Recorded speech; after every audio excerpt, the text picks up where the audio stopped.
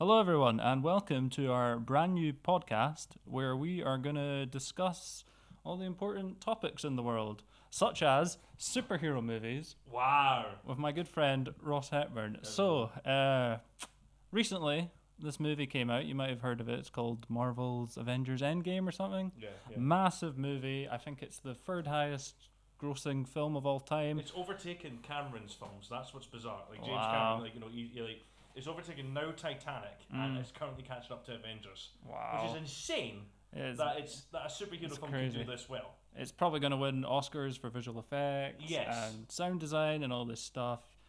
You know, you could argue it's the biggest movie since 2010 or so. Well, the problem that I have with this is that a mate of mine at work said, "Oh, it's this generation's Gone with the Wind," and their Gone with the Wind was this massive film when it came out. You know, it's this big, Clark Gable and all these great people were in it, and it's just it's got iconic lines. Yeah. And I can't imagine years from now, as a grand old man, old people looking at Gone with the Wind now going, "Oh, that was the golden age of cinema." I can't imagine looking back at this as an old man going, "Oh, wow, Avengers. Avengers Endgame." I remember when I was 27 years old and that came out, it was like, Well, here's the thing. When this film came out, I literally had zero excitement. I had no real reason to go see this. It's weird because when I was younger, a new superhero film would come out. And it would be so exciting. I'd be like, "Oh my god, the new Spider-Man's out. There's a new Batman out," and I would just be so excited. And now, a new superhero film comes out, and I don't know, the excitement's gone. I don't know what it is. I think it's just because they've just stagnated it too much. There's just too many of them now, Well, that's the thing. We're looking today. How many superhero films came out this year? So we've got Marvel. There's the new Spider-Man coming out. We had a Hellboy come out this year as well. There's a Hellboy. There was that Captain Marvel. Yes. Shazam. Yeah, So that's 5 superhero movies this year. This year alone, that's 5 superheroes, and there's apparently going to be more along the way. And you'd say this is quite a quiet year for superhero films. Well, considering how back in, it's one of those things where George R. R. Martin spoke about this, where one thing becomes popular, everybody's going to try and chip in on it. That's fine. They make money, so They do, but the fact, it's amazing, but they never used to, if you remember. They were always just like a hit or a miss niche thing. Like nobody really cared about doing a superhero movie. And now suddenly we've got this new thing where everyone's like, "Yeah, superhero movies are the shit. Let's go. I want to do superheroes." Now look at it, like Captain Marvel had Jude Law in it, and I'm like, "You're a respected actor. Like, what are you doing this shit for?" I don't know. Like, there's something about it. It's kind of like Pixar. Do you remember when Pixar first started out? Now, here's the thing. I'm obviously being big into animation. Pixar was this thing where every new film that Pixar would create, it was always to show you the next step in their animation tests. So, like, the first Toy Story was like, this is the first 3D animated, story that we've done. Bug's Life was them saying we've mastered wind and grass and water and all that stuff. In Monsters Inc., they mastered fur. And in Finding Nemo, they mastered proper top textures of water and stuff like that. So every film that they made was an improvement to what they've got to work with. They all felt unique and different. Yeah, exactly. They were all test up. With these superhero films, though, you don't get really anything from that. My problem with them nowadays is they all feel the same, and I think a reason for that is they're all going for this big crossover thing, right? Like they want to promote all these superheroes and they're coming together to fight in the Avengers, blah blah blah. And that was great at first, but now you go and watch a superhero film, and they all just feels like, oh, it's the new Marvel film or it's the new Avengers film. I watched the Spider-Man Far From Home trailer. It just felt, and I get why it feels like another Avengers film because it's a continuation from Endgame and all that nonsense. I watched this and it doesn't feel like a Spider-Man film. No, it doesn't. It doesn't. You know what? I was just talking about this the other day with a mate of mine. I was talking about how I was thinking about Spider-Man Homecoming is actually not that good a film.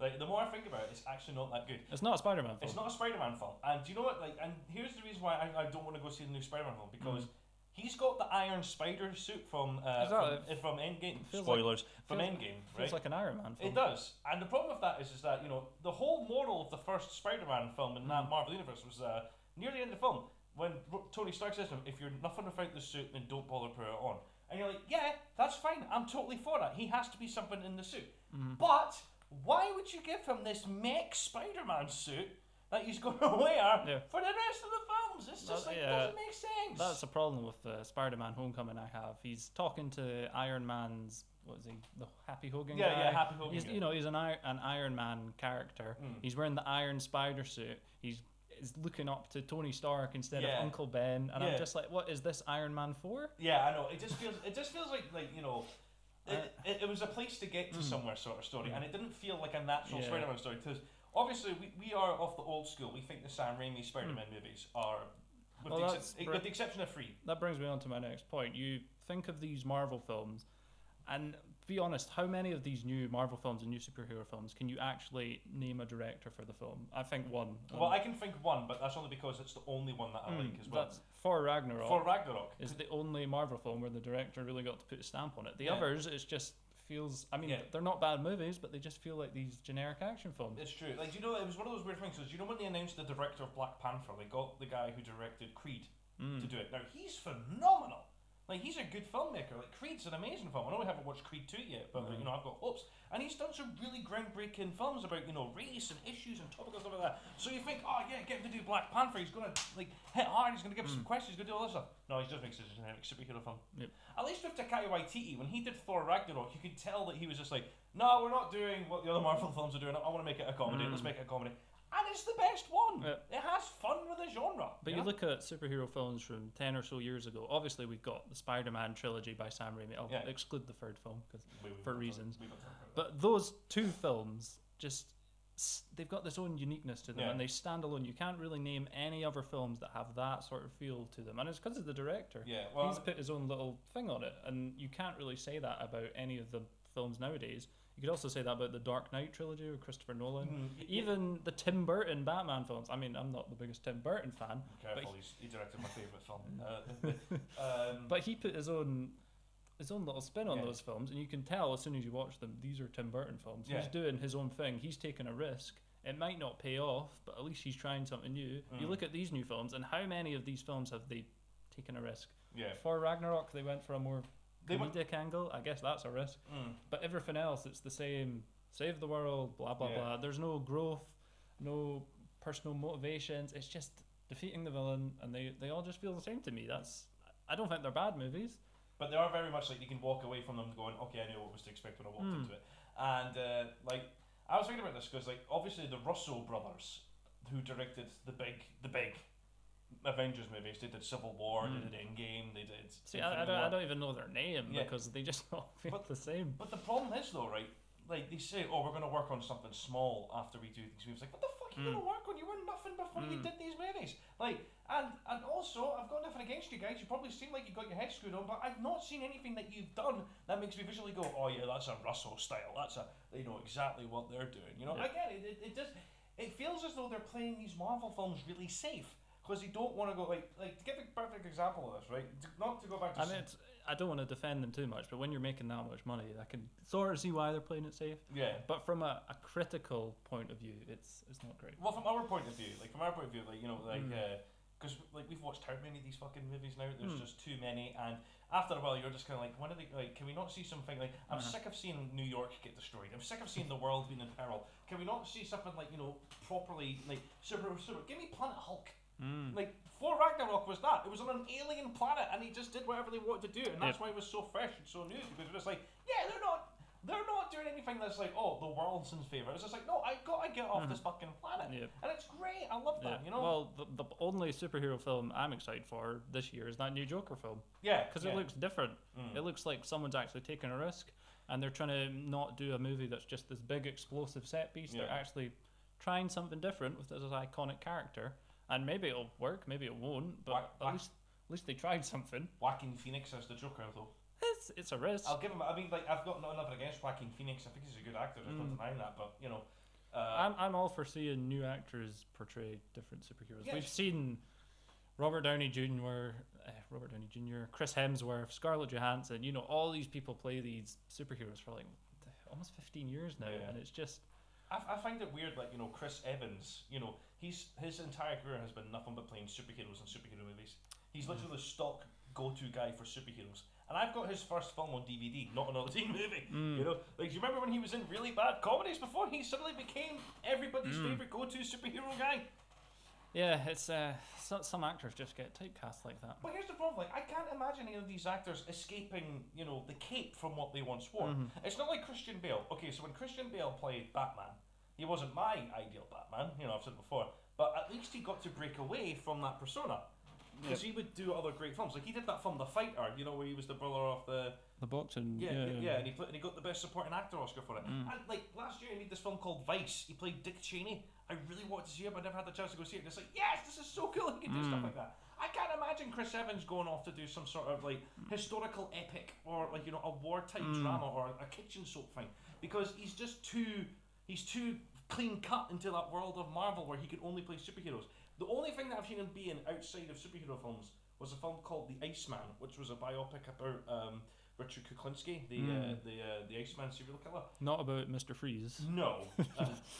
Just to throw that out there. It could be a good spin-off. Michael Shannon played Richard Kuklinski, so it was his film. But Chris Evans played a guy who helped him get cyanide. And it's in the book. He was a real guy. And Chris Evans in that was like so much better at playing somebody with an actual character. There was stuff to him, whereas Captain America was too clean cut. I'm too here save the world.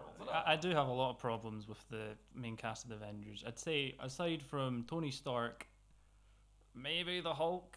Do any of them have a personality?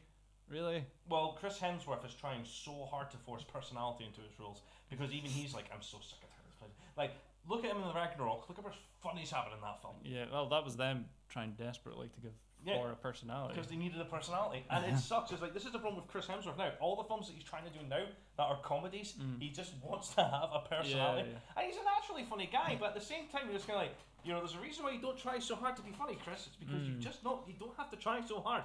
Like, obviously, it was in the Ghostbusters 2016 film.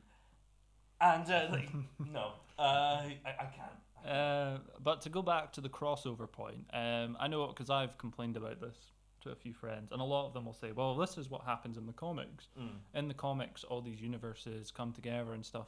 But does a good superhero film have to take everything 100% from the comics? I don't think it does. No. I think they're allowed to change stuff. Yeah, no, well, like, that's the whole purpose of adaptation. You adapt it so that you can do something different with the source material. Like, because when we're having all these crossovers together, we're having, this character showing up in this movie and he's not part of that. The Spider-Man universe or whatnot. It just leads to all these films feeling the same to me. Yeah. It sort of gets rid of the uniqueness. It kind of brings up an interesting point because like, you've seen Watchmen, haven't you? Yeah. Have you watched the director's cut of it? No, it's too long for me. Better than the actual cut they released. But no, like my point of this is like because obviously that was directed by Zack Snyder, and Zack Snyder is a huge Watchmen fan, and he just wanted to do the book as the film, and that's what they've done. They didn't change anything. They only changed 3 small things, but that was it. And you by the end of it, you're just like, I can't get lost in this story because I've got nothing to intertwine myself into this. I mean, as much as the extended cut's better, you do walk away from that going, I can't relate to anything that goes on in this because I can't really imagine that situation happened to me. The same can be said for the Marvel films because you are just kind of like, because they're so interwoven and intersliced with each other, you're like, but these characters don't have a place in history now. We don't know their entire what they're capable of in their life. Like I can't imagine Peter Parker growing up now being Peter Parker without that shadow back and be like he's going to be an Avenger now. He's not going to be the proper Spider-Man. He's going to be a part of the Avengers, and people will say, "Oh, but this happens in this multi-universe comic that no one read." But maybe I'm old-fashioned. I just want a Spider-Man movie with Spider-Man characters. Spider-Man villains. Doing Spider-Man things. That's why I loved the Spider-Man game on PlayStation 4 because it was just a Spider-Man story. It was great. I would have loved it if they'd done more of the Miles Morales thing because obviously the Miles Morales story of Spider-Man's really good, but that's me being. But no, we're getting Spider-Man films where they're talking about the Avengers. Like if you like the Avengers, that's fine, but go and watch an Avengers movie. Yeah, don't bring your superheroes into my Spider-Man film. Yeah. Again, I don't know. It was just it's too forced in to be into that world as well. Like, and this is if there was standalone Spider-Man films, and then the Avengers Spider-Man films at the same time, fine with that. Fine, yeah, that's absolutely fine. But it's not. We're just getting crossover film after crossover film. And the one standalone Spider-Man film we did get was terrible, but Amazing Spider-Man. We don't talk about that. But yeah, it's just crossovers after crossovers, and I can't even watch a Spider-Man film or an Iron Man film without feeling, okay, this is a Spider-Man film or this is an Iron Man film. It's just feeling like, here's another Marvel movie. They all just feel like another big Marvel movie. Do you know what the problem is now? It sort of feels like you now have to go into these films and ask yourself, will I feel out of the loop if I've not seen the last film? Oh, that's another story. That was the problem that I had with the new Spider-Man trailer because it literally starts with Tom Holland going, wait, before you watch this trailer, make sure you've seen Endgame first for not spoilers. And it's like, dude, who cares? I'm not here for the Avengers movie. I'm here to watch the Spider-Man trailer because I'm a Spider-Man fan. I think it's a pro and a con, because if you've put that much time behind watching, how many films is it in the franchise now? Yeah. 20, 30. You are going to get a bigger payoff when you get to the final movie. But for people who don't have time to watch 29 superhero films before a new one comes out, it's not ideal. Whereas you release a standalone film, hey, you don't need to know. They don't even have to tell Spider-Man's backstory anymore. Everyone knows it. It's just here's Spider-Man, here's the characters, here's the villains, go. I will say one thing, that was the only thing about Spider-Man Homecoming that they got right. When his mate goes, how did you get to be Spider-Man? He says, well, do you remember when we were on that trip? Yeah, well, a spider bit me, and next thing I know, this happened. That's it. That's all you need. Just explain that. Like, we don't need another origin story. We don't need to see how Peter Parker gets bitten by the spider. Well, that's what people who are against these standalone Spider-Man films are. That's one of the points they'll use. They'll say, "Oh, well, we're going to have to hear the origin story," but you don't have to tell the origin story. You don't have to. We can just drop Spider-Man when he's in his 20s or whatever and go. I mean, the audience knows the backstory by now. We don't need to hear it again. It's kind of like Blade, the first black R-rated Marvel superhero film that suddenly everybody seems to forget about. Even though it was the first one, that had he was already established. He went in, he kills vampires. It's awesome. We don't need to hear his origin story, although Chris Christopherson, he explains the story to this character that they friend, which is fine, but there's not a real sense of an origin for Blade. And obviously in some stories, like when you go, Batman Begins did it differently because that was a perfect, origin build-up sort of thing and stuff like that.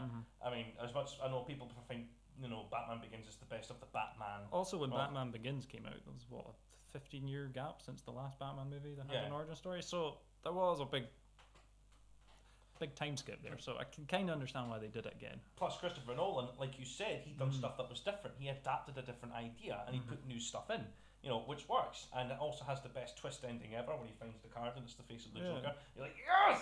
Cannot wait for the Dark Knight! Well, that's the thing with those three films. They stand alone. You can watch those films and go, this is a Christopher Nolan film. I don't really get that with any of the new films these days. Maybe you do, but I don't. No. I mean, again, the only one that I got was, okay, this is Taika Waititi. I can tell this is Taika Waititi because it's funny. The characters are quite clearly enjoying themselves on camera. There's a sense of liveliness and fun to it, and there is a great enjoyment that you could watch from it. Whereas, you watch Black Panther, again, that's talked about the guy who directed Creed, so I'm just like, okay, we're going to actually get some real depth. No, we don't get any of that. Kenneth Branagh directed the first Thor film, right? And he, I can understand when they got him in because he's obviously a Shakespearean actor and all that sort of stuff, so he wanted to get that rich Shakespearean performances out of the other guys, and that works as well. Obviously, it introduced us to the only good Marvel supervillain, which was Loki. They brought him back so many times because he was the only one that was good. Do you think there's deeper underlying issues here that maybe these directors that Marvel have picked, or Disney or whatever, aren't being given full creative control? Oh, absolutely. There must be something like that. But we only say that because we go again. Not to sound like a broken record for this guy, but you look back at Sam Raimi. He had no real control over any of those Spider-Man films. He wanted to make the Green Goblin more scarier. You got to remember his background in horror. You say he had no control, but he still managed to get his style onto those films. God, yeah. Like that scene in Spider-Man 2 when the arms come alive.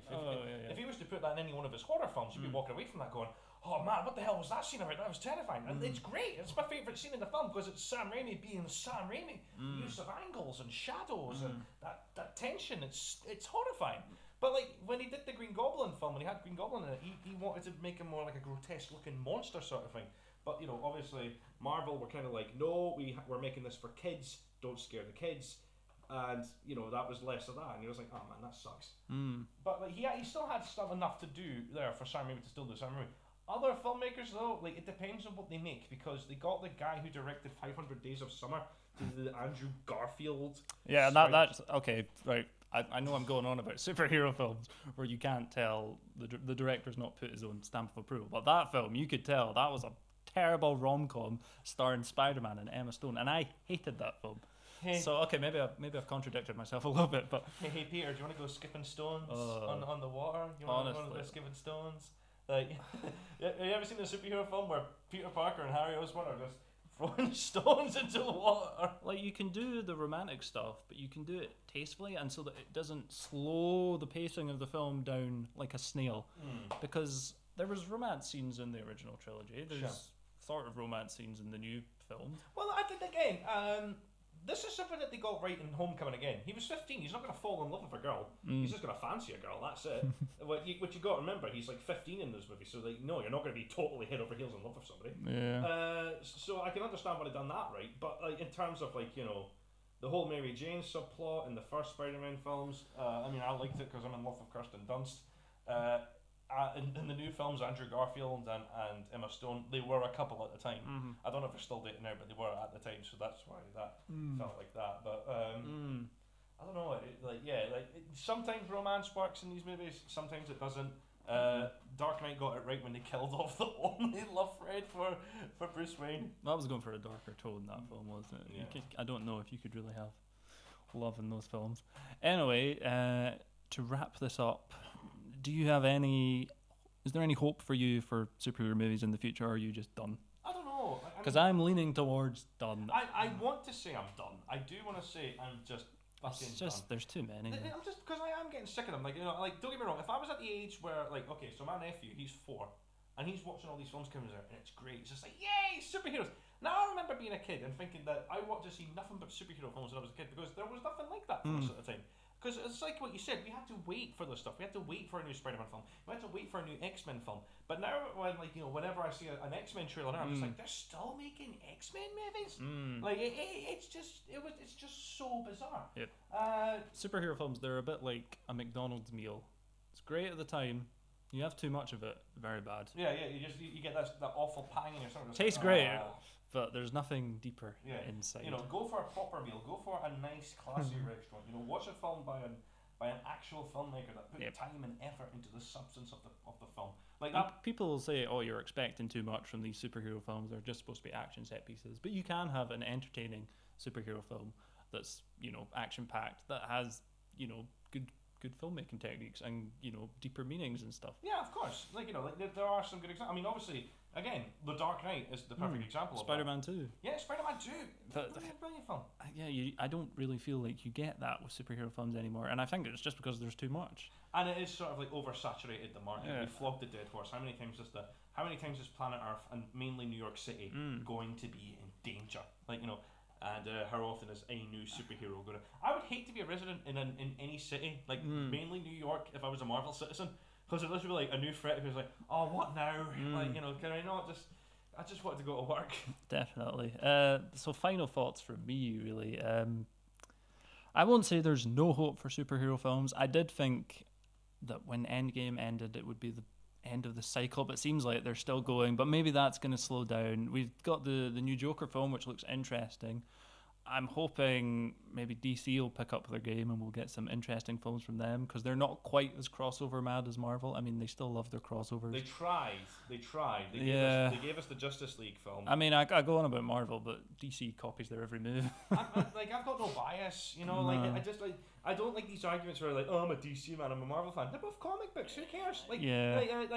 Just because you prefer one style of filmmaking to another doesn't make it any different. You're still watching superheroes fighting evil. You're still good for that. Yep. And it's not. Let's be honest. Marvel has had some turkeys. They're just not willing to admit it. And I say this now. I don't care for Guardians of the Galaxy. I really don't. It's not a good film. Well, when you're releasing 5 superhero films a year, some are going to be duds. Yeah. That's just how it happens. But whenever a DC film comes out, it seems like there's this bias of just like, oh, it's not Marvel, so it's not going to be good. Give that a chance. I'm sorry that, DC doesn't have this amazing back catalogue of wash, rinse superheroes like everybody else does.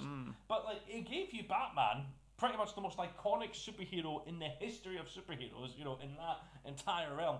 Or, nobody really cares for Superman much, especially what he's been turned into now. But give that a shot, it doesn't matter. They're superhero movies. They should be entertaining, they should be fun, they shouldn't be so serious pieces of works of art. Just try and be a separate thing. So final thoughts from me. I'm not 100% done with superhero movies, but it's getting that way. Anything else you want to say, or are you? Well, again, obviously I'm a bias. I don't want to go see any more superhero films. I'm just kind of done, I want to watch this is why I try and go out my way to watch any film that isn't a superhero film now, because right now in the box offices today, the 2 most highest earning films that get made are superhero films and horror movies.